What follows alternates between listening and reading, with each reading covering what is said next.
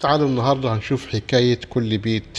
كل بيت فيه حكاية بتروي عن قصة البوتاجاز الكريازي الموديل القديم السوبر النحاس أبو بصمة. كلها دي مسميات للبوتاجاز الكريازي. البوتاجاز الكريازي سلعة معمرة باله أكتر من 30 سنة في السوق.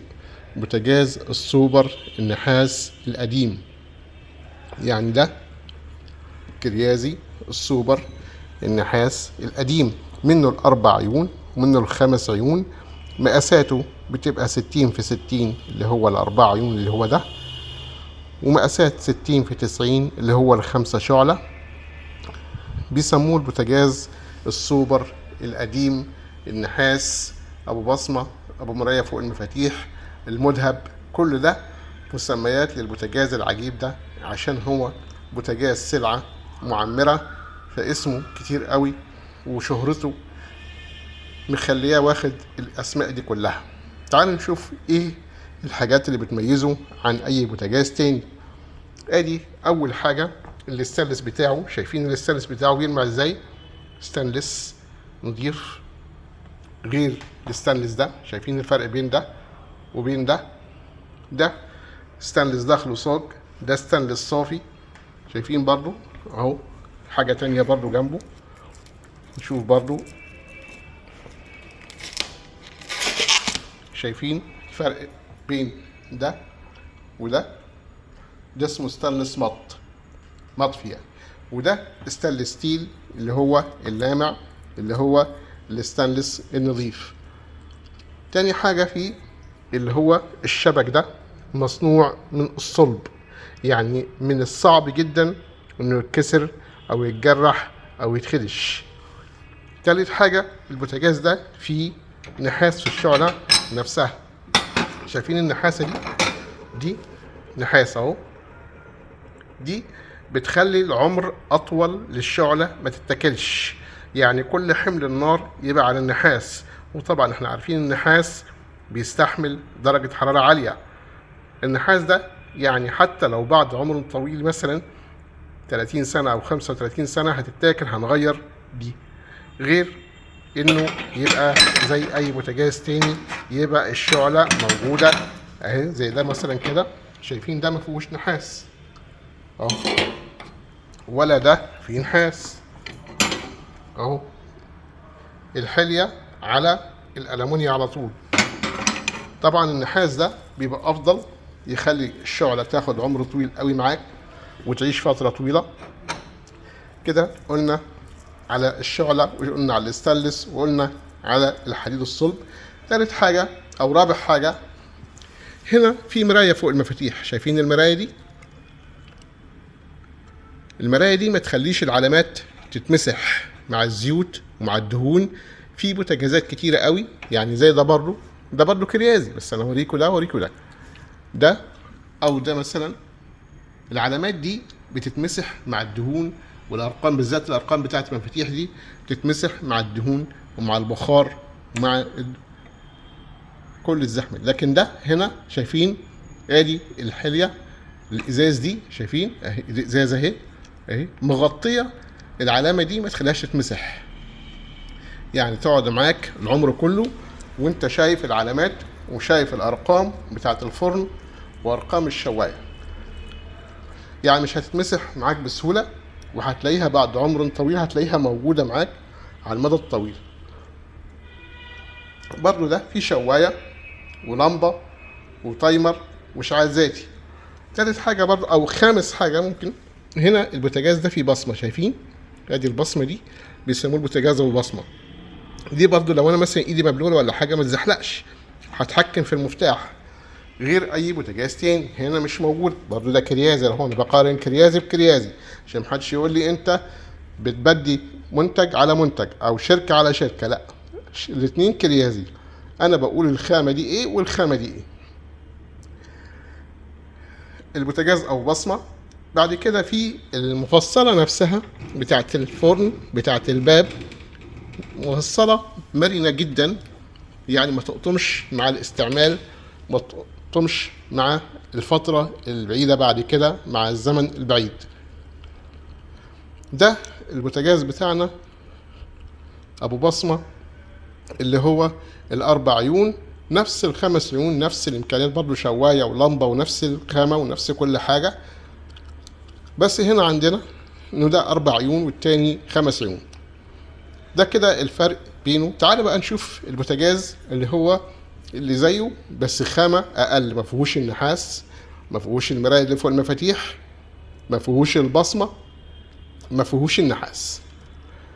ده بيسموه البوتاجاز الجوكر، كريازي جوكر، اللي هو خامة اقل من الستانلس، ده اقل في خامة الستانلس واقل، ما فيهوش نحاس في الشغلات، ما فيهوش المراية اللي فوق المفاتيح، ما فيهوش البصمة، ما فيهوش اللي هو الشواية، ما فيهوش التايمر اللي هو ده.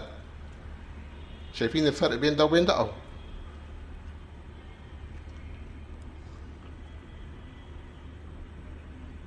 عشان الناس تبقى عارفة الفروقات اللي موجودة في البوتاجاز، وليه البوتاجاز ده سلعة معمرة وناس كتير بتتكلم عليه وموجود معاها في البيت وعايش معاها بقاله فترة طويلة. يعني البوتاجاز ده اعتقد انه في ناس عندها في بيوتهم بقاله اكتر من 30 سنة تقريبا، ولو عنده البوتاجاز ده من 30 سنة هيلاقي حاجات بسيطة اللي هي ممكن حصل فيها تغيير، انما كشعلات البوتاجاز محترم جدا جدا وخامته حلوة قوي، وبيسموه الصاج المحمل التقيل السوبر القديم. كلها دي زي ما احنا قلنا مسميات للبوتاجاز الكريازي. والبوتاجاز طبعا شواية ولمبة وتايمر اشعال ذاتي، في منه بينزل الامان كامل، وفي منه حاجة تانية اسمها الشعلة المدورة على الجنب، عملت فيديو برضه وشفناها قبل كده، لو حابين تدخلوا على القناة هتلاقوا الفيديوهات موجودة. ده كده بالنسبة للأربع عيون. طب نشوف حاجة تانية في الأربع عيون. عندنا برضو بوتاجاز زانوسي كول ماكس، برضو ده من البوتاجازات المحترمة. بوتاجاز الشبك بتاعه ظهر من فوق، الشعلة اللي على الجنب شعلة مدورة ثلاثية، بس طبعا ما فيهوش الستانلس اللي احنا كنا بنتكلم عليه اللي هو الستانلس اللامع اللي زي ده، ما فيهوش النحاس اللي موجود في الشعلات، ما فيهوش المراية اللي فوق المفاتيح، المفاتيح بتاعته مش ببصمة. ده الفرق بين ده وده. والزانوسي كمان بيزيد على الكريازي انه في مروحة في الفرن، وفي كمان حساس امان كامل في الفرن والشواية واللمبة والشعلات. يعني امكانيات الزانوسي اعلى من الكريازي، بس خامة الكريازي افضل من الزانوسي. فكده بما يرضي الله انا جبت لكم الاتنين، الزانوسي والكريازي، والفرق بينهم الزانوسي افضل في الامكانيات، الكريازي افضل في الخامات.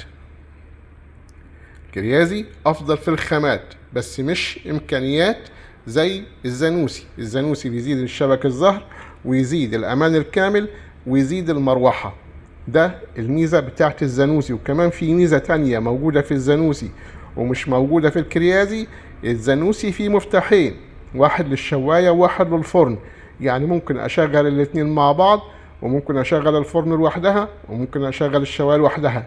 الكريازي مفتاح واحد، اشغل يمين اشغل الفرن، شمال اشغل الشواية. فرق الاسعار هنيجي نشوف الاسعار. الكريازي سعره عامل 11000، كريازي سعره عامل 11000، الزانوسي سعره عامل 11950، يعني فرق 950 جنيه بين الزانوسي وبين الكريازي. طبعا علشان الامكانيات وعشان المكونات اللي موجودة اللي هي الشبك الظهر اللي موجود في الشعلات من فوق، وعشان الشعلة المزدوجة، فعشان كده فرق السعر. انما انا واحد يقول لي طب انت ايه ترشح الزانوسي ولا ترشح الكريازي؟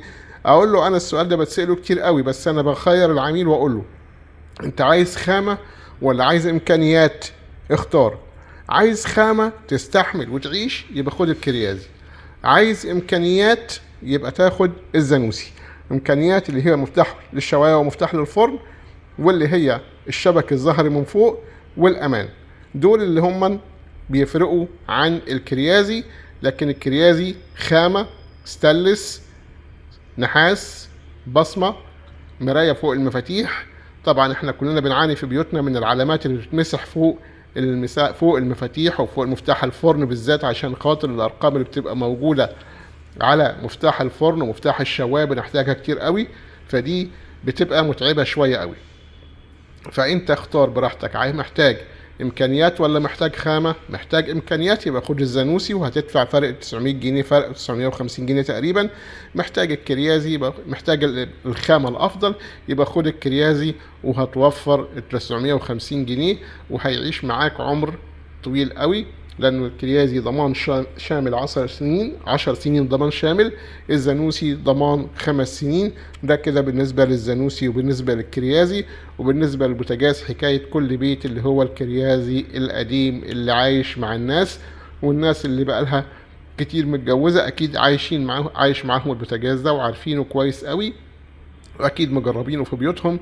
فالبوتاجاز الكريازي يعتبر افضل خامة، بس عقيم امكانيات، اقل امكانيات. اتمنى ان يكون وفيت كل منتج حقه، واديت كل منتج حقه، واديت المعلومة حقها. اشكركم، تابعوني في الفيديوهات اللي جاية ان شاء الله، واعملوا لايك وشير للقناة، وتابعوني في الفيديو اللي جاي ان شاء الله. هنتكلم على البوتاجازات ال5 عيون زي ما اتكلمنا على ال4 عيون. شكرا لكم، مع جهز بيتك مع ابو فارس، والسلام عليكم ورحمة الله وبركاته.